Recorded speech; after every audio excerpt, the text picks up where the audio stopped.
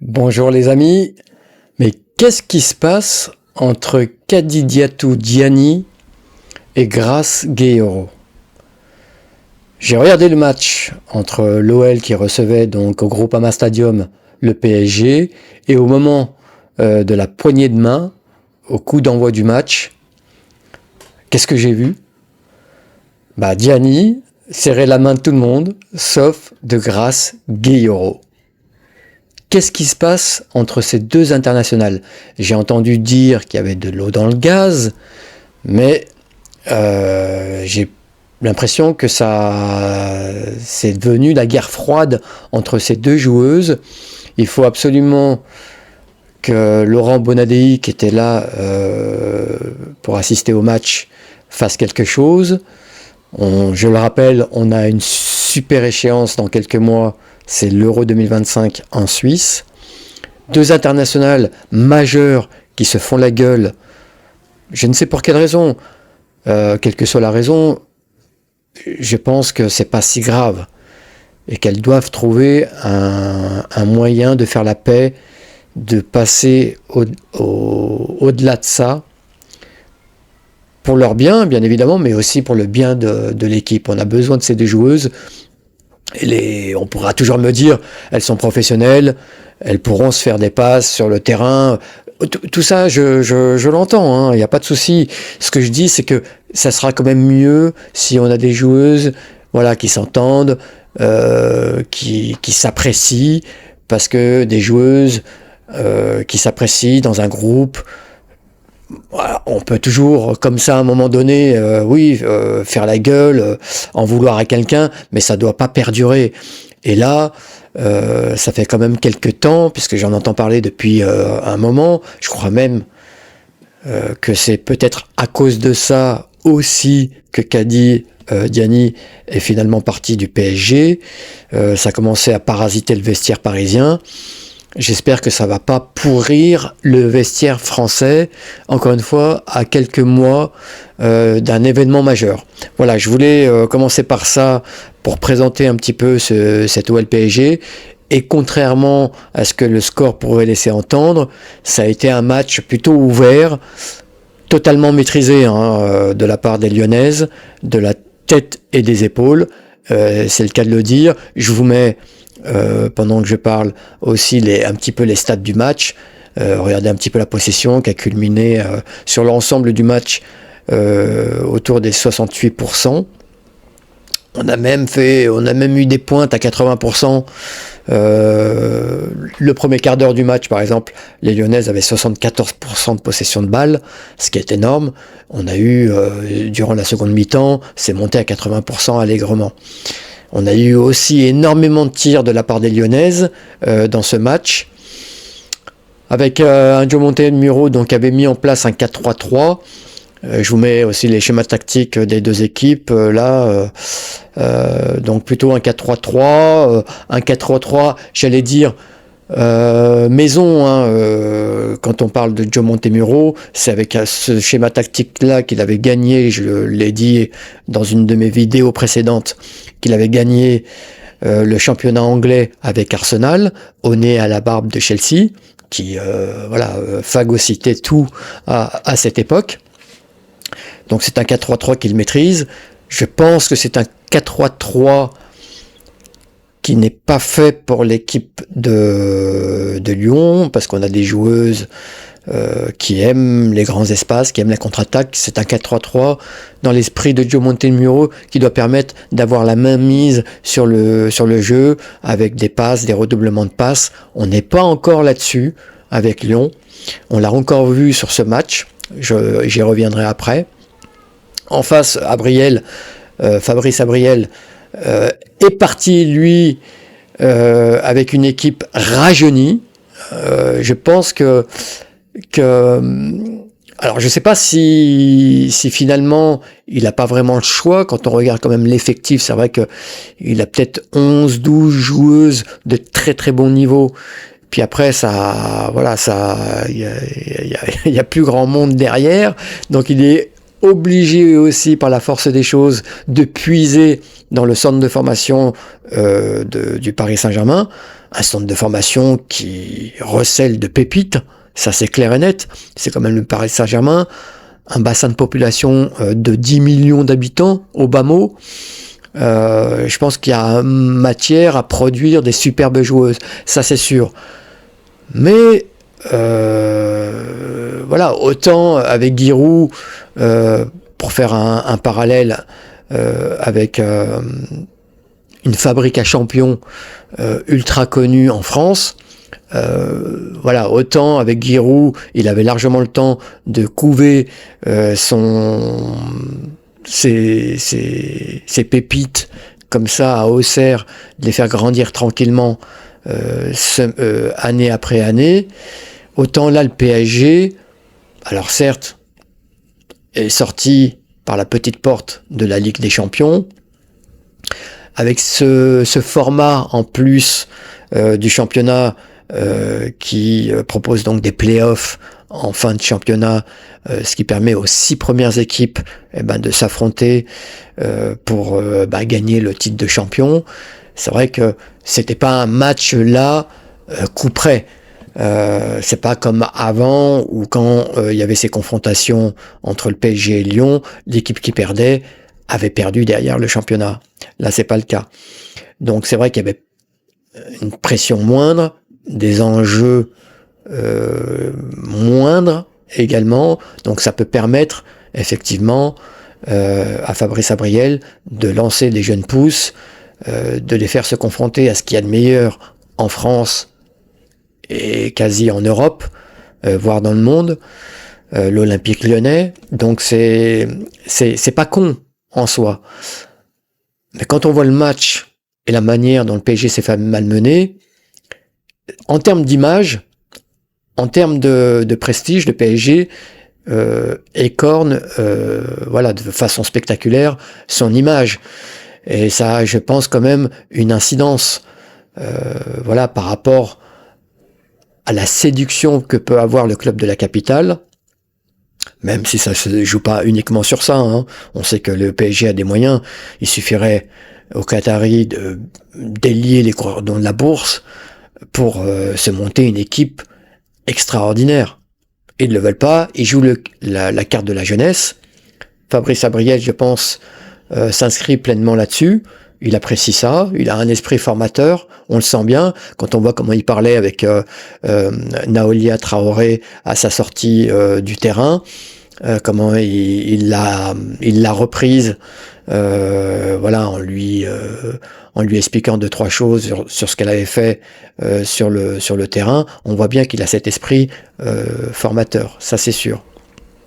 Pour revenir au match, donc il y a quand même eu un énorme gouffre qui sépare l'Olympique Lyonnais avec sa brochette d'international et puis cette équipe du PSG avec des filles.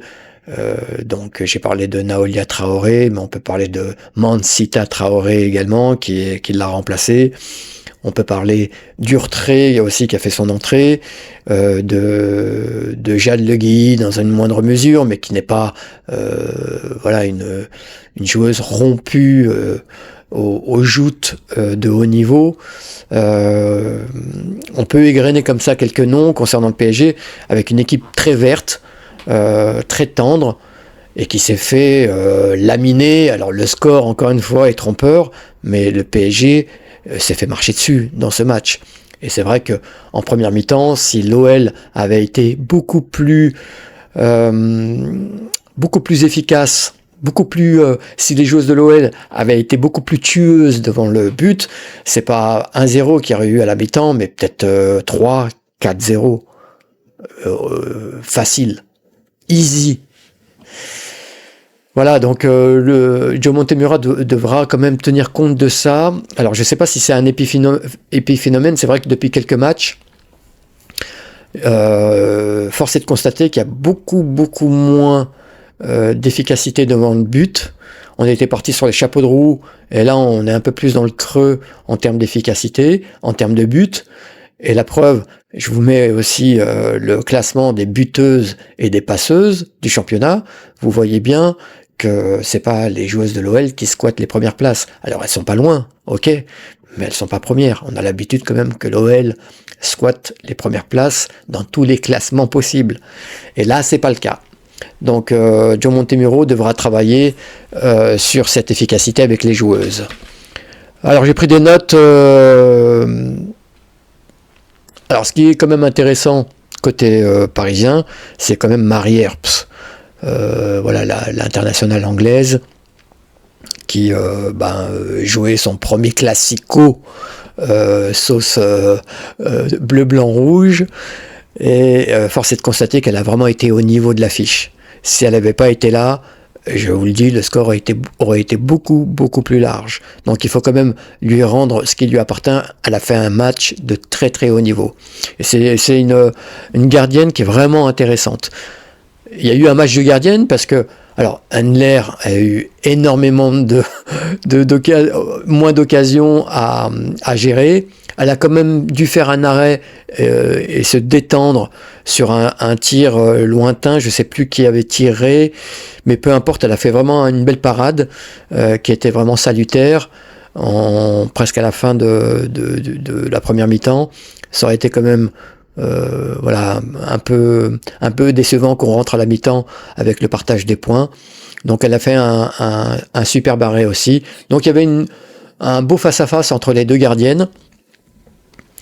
Et puis le but donc est venu par Tabitha. Ça c'est très bien, Tabitha Chawinga, c'est très bien. J'avais souligné le fait que, justement, un petit peu à l'image de l'équipe en ce moment, elle était vraiment en manque d'efficacité. Elle a marqué son but sur une contre-attaque éclair. Tabitha Chawinga égale Sonic. Parce que là, je sais pas si on peut mesurer la vitesse de Tabitha Chawinga sur cette action, mais elle a déposé tout le monde et elle s'est retrouvée donc en face à face donc contre la gardienne du PSG, et avec une belle petite pichenette, elle a trompé la gardienne et a marqué son but. Ça va lui faire du bien au mental. Elle a fait un match plutôt intéressant. Je distribuerai après les points concernant les filles pour ce match. Tabitha Chawinga a fait un match très intéressant. Je trouve quand même, au niveau technique, ça m'a sauté aux yeux, mais je trouve qu'elle a une façon d'amortir les ballons très peu académique, qui lui a quand même posé des problèmes, des ballons qui lui ont échappé du coup, parfois, parce qu'elle a une façon vraiment bizarre de faire des amortis. Je vous conseille de regarder, c'est pour ceux qui souhaitent voir des matchs notamment de l'OL féminin, mais de foot féminin. Mais si vous regardez des matchs de l'OL féminin, attachez-vous à regarder les prestations de Tabitha Chawinga et regardez notamment ses amortis. Vous allez voir, c'est quand même très très très peu académique. Bon, en dehors de ça, elle a fait quand même un très bon match. On parlera, encore une fois, je distribuerai les bons points et les mauvais points sur ce match concernant les joueuses. Ce qu'on peut dire quand même au travers de ce but, c'est que l'OL, du coup, parce que je parlais du 4-3-3 cher au cœur de Joe Montemurro, qu'il met en place pour les filles, même si certaines n'ont pas du tout les caractéristiques pour jouer dans ce 4-3-3. Après, les schémas tactiques, c'est vrai que j'en parle beaucoup, mais ça a ses limites. La vérité, c'est sur le terrain, c'est les joueuses qui font et défont les systèmes. Voilà, donc... Mais je pense que Joe Montemurro doit vraiment mettre l'accent sur les contre-attaques, plus que sur le tiki-taka là, dont parlait Lindsey Horan, parce que l'OL, avec les joueuses qu'on a, ne pourra jamais pratiquer un football similaire à Barcelone. Barcelone a sa façon de jouer, a un jeu collectif très très huilé, avec des joueuses qui ont trempé là-dedans depuis toute petite. C'est pas pareil quand vous avez des Lindsey Horan, des Melchi Dumornay, des Tabitha Chawinga ou encore Diani. Ce sont des joueuses qui aiment avoir le ballon, qui aiment tapoter le ballon, qui aiment avoir des espaces devant elles, courir avec le ballon. C'est pas le jeu de passe que rêverait d'avoir Joe Montemurro. En tout cas, avec ce qu'il a sous la main, il ne peut pas aller vers ça. Il peut essayer, de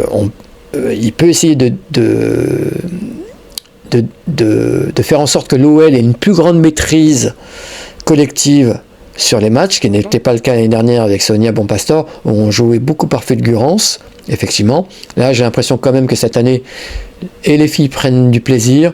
On a des joueuses quand même comme Marozane, comme Egurola, qui sont vraiment intéressantes en milieu de terrain.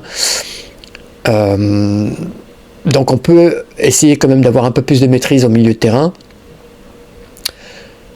Pour autant, verser totalement vers un jeu barcelonais, catalan, n'aurait aucun sens avec les joueuses qu'on a.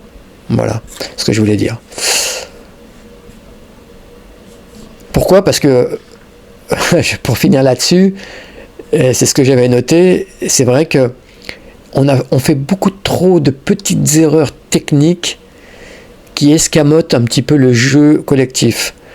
On fait trop de fautes ici et là pour que le jeu puisse s'articuler de façon huilée et limpide. Voilà, il y a beaucoup trop de fautes techniques, hein, encore une fois, qui cassent le jeu de l'équipe. Et c'est ce qui fait que on a quand même un jeu collectif escamoté. Et le mieux, je pense, en regardant le match contre le PSG, surtout quand on va affronter des équipes, plus on va gravir les sommets, et plus on aura des équipes qui voudront avoir le ballon, qui voudront se projeter, donc on aura forcément des espaces derrière, et ça c'est très bien pour les joueuses que nous avons devant. Surtout qu'on a une Ada Egerberg qui est un peu en retrait, donc la seule joueuse qui pourrait faire en sorte qu'on puisse aller vers ce 4-3-3 intéressant. Donc plus on va monter, on va gravir les sommets, et plus on va avoir des équipes qui vont avoir le ballon, qui vont se projeter, et ça va nous permettre d'aller vers ce jeu de contre-attaque. Et c'est là où l'OL peut faire très très mal cette année. Vraiment. Ne pas se focaliser sur le jeu collectif, en tout cas c'est mon avis. Après, Joe Montemurro a sa façon de voir les choses. J'espère quand même qu'il aura la lucidité d'aller vers ça, vers alors bien sûr, quand on affronte des équipes comme le PSG, on peut mettre ça en place parce que le PSG est quand même sorti et nous a octroyé à l'OL des espaces qui lui ont permis vraiment d'aller vers ce jeu de contre-attaque, de verticalité, qui est cher quand même à beaucoup de joueuses dans l'équipe. Je pense que quand on affrontera des équipes de l'Acadie du FC Barcelone, de Manchester City, ou je ne sais qui d'autre, du Bayern, forcément derrière on aura des espaces, et c'est là où l'OL doit faire très mal. Voilà, donc ce qu'on peut dire, donc, c'est que l'OL, avec sa brochette d'international, n'a fait qu'une bouchée, même si le score, encore une fois, est trompeur, de cette jeune équipe parisienne. Surtout qu'en deuxième mi-temps, après, l'OL est monté en pression, encore plus. J'ai parlé de la domination, donc, qui était à 80% de possession de balles. On a eu énormément d'occasions. Donc j'ai parlé de ce travail à effectuer dans ce sillon-là, que les joueuses soient beaucoup plus tueuses devant le but. Et concernant donc la distribution des points, ce que je peux dire, c'est que dans les joueuses qui m'ont déçu, je vais mettre Wendy Renard. Alors, c'est vrai que je tape très souvent sur Wendy Renard. Elle n'a pas fait un mauvais match, mais quand on a la stature, l'expérience, quand on est Wendy Renard, moi j'attends beaucoup plus d'elle, vraiment, beaucoup plus d'elle. Et je trouve que parfois, dans un match, elle a des absences qui peuvent vraiment coûter à l'équipe.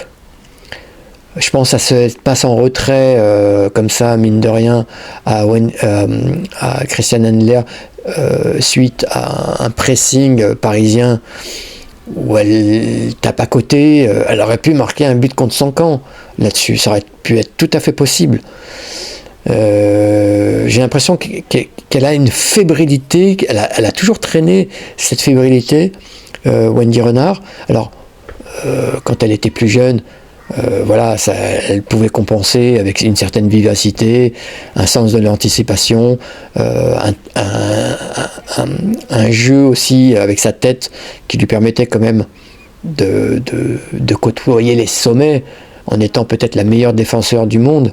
Je ne le conteste pas ça, mais aujourd'hui, je trouve que le poids des années se fait sentir sur ses épaules et qu'elle est beaucoup moins vivace, qu'elle anticipe beaucoup moins, qu'elle est sujette quand même à des erreurs de concentration, que sa technique est plus que moyenne, donc ça fait beaucoup. Joe Montemurro, visiblement, ne veut pas aller vers un clash avec elle en la mettant sciemment sur le côté pour faire émerger une joueuse comme Alice Sambat, qui mériterait quand même qu'on lui accorde sa chance. Alice Sambat qui doit avoir 22-23 ans. C'est le moment de la lancer, cette fille. Elle est vraiment en train de végéter, je trouve. Et c'est bien dommage. Je pense qu'elle pourrait beaucoup apporter à l'équipe de l'OL. Beaucoup plus que Wendy Renard. J'en suis persuadé. Alors Wendy Renard marquera toujours un petit but de la tête, ici et là, contre des équipes... voilà. Ou même, elle aurait pu marquer contre le PSG, c'est pas le souci. Je veux dire, Wendy Renard, quand on prendra l'eau, parce qu'on prendra l'eau quand même, on n'a pas encore un jeu comme le Barça qui nous permette, quand on subit un pressing, de quand même garder le ballon avec calme et de derrière faire très mal aux équipes. On n'a pas ce jeu-là. Je pense que quand on se fera rentrer dedans, on aura du mal à garder ce ballon, et donc derrière on se prendra des vagues, et j'ai peur que Wendy Renard cède face à ces vagues répétées. Elle l'a déjà montré à plusieurs reprises. Voilà, donc à voir comment ça va évoluer derrière, mais j'espère vraiment que Alice Sambat aura sa chance. Je ferme la parenthèse sur Wendy Renard parce que j'ai assez tapé sur elle. Je vais mettre aussi Van de Donk, qui a perdu énormément de ballons aussi au milieu de terrain. Je préfère largement un milieu de terrain avec Marozane et Gurola. Et allez, Oran, bien sûr, qui est intéressante quand même dans sa projection vers l'avant. Van de Donk se dépense beaucoup. C'est une joueuse qui a 3 poumons, c'est clair et net, mais elle perd en lucidité aussi avec cette activité incroyable. Et ça peut aussi nous coûter. Plus Marozane, qui d'ailleurs, je pensais allait être titulaire, vu qu'elle n'avait pas joué pour l'équipe nationale. Hein. Elle est sortie de la sélection allemande, donc elle était toute fraîche. J'ai pas compris pourquoi Joe Montemurro est parti plutôt avec Van de Donk qu'avec Marozane. On verra pour les matchs de Ligue des Champions qui vont arriver, mais c'est vrai que Maro est vraiment très, très intéressante en milieu de terrain. J'ai beaucoup aimé aussi Zvava. Vraiment beaucoup aimé Zvava. Alors ça sera après, excusez-moi, j'anticipe. Donc il y avait Van de Donk, Wendy Renard, Melchi Dumornay, qui a beaucoup tenté, mais qui a très peu réussi dans son entreprise. Voilà, donc il faut qu'elle gagne en maturité, qu'elle sache quand elle doit lâcher le ballon et qu'elle sache quand elle doit faire mal, piquer dans la surface de réparation et surtout marquer. Il faut qu'elle marque des buts. Pour les points positifs, je vais mettre Tabitha Chawinga, la buteuse, je l'ai trouvée très bien. Zvava, qui est vraiment intéressante sur son côté gauche. Vraiment une très très belle surprise. Je ne la connaissais pas, je l'ai dit dans plusieurs vidéos, mais je le redis là, c'est vrai que je ne la connaissais pas du tout. Une très très belle surprise. Je ne vois pas comment le Real Madrid a pu laisser échapper une internationale comme ça, qui est très technique, qui se projette, qui a aussi 3 poumons, qui fait sans cesse des allers-retours. Donc très intéressante. Selma Bacha a quand même de quoi s'inquiéter, hein. Alors, elle n'est pas revenue, mais c'est vrai que Selma... après, il y aura un jeu de concurrence tout à fait sain, j'en suis sûr, pour ce poste-là, comme pour d'autres postes ailleurs. C'est l'OL, c'est normal. Je vais mettre aussi une bonne note à Diani, qui a fait énormément de mal sur son côté droit, au point que Eva Gaetino à la fin avait des crampes. Donc c'est vraiment le genre de joueuse qui peut mettre au supplice son vis-à-vis. C'est pour ça que j'attends aussi énormément d'une joueuse comme Cathy Diani, qui doit faire beaucoup plus pour cette équipe. Elle en a les moyens physiques, techniques. Donc voilà. Côté PSG, je l'ai dit au préalable, Marie Earps, vraiment super joueuse, super gardienne, très intéressante. Je pense que l'équipe d'Angleterre a de la chance d'avoir une telle gardienne. Je vais mettre aussi dans le même panier Grace Guilloro, qui a été replacée derrière. On voit bien, hein, elle devait contrecarrer, ou en tout cas annihiler les attaques de Tabitha Chewinga. Elle a très bien fait ça, sauf sur une action qui a emmené le but de Tabitha Chewinga. Mais c'est une joueuse qui a beaucoup d'expérience, qui joue avec l'expérience, on le voit, hein, qui a fait du bien aussi derrière, bien évidemment, à cette équipe du PSG. Et puis, je vais mettre dans les joueuses que j'ai beaucoup moins aimées, je vais mettre Jackie Groenen, que j'ai pas vue en milieu de terrain, ou très peu vue.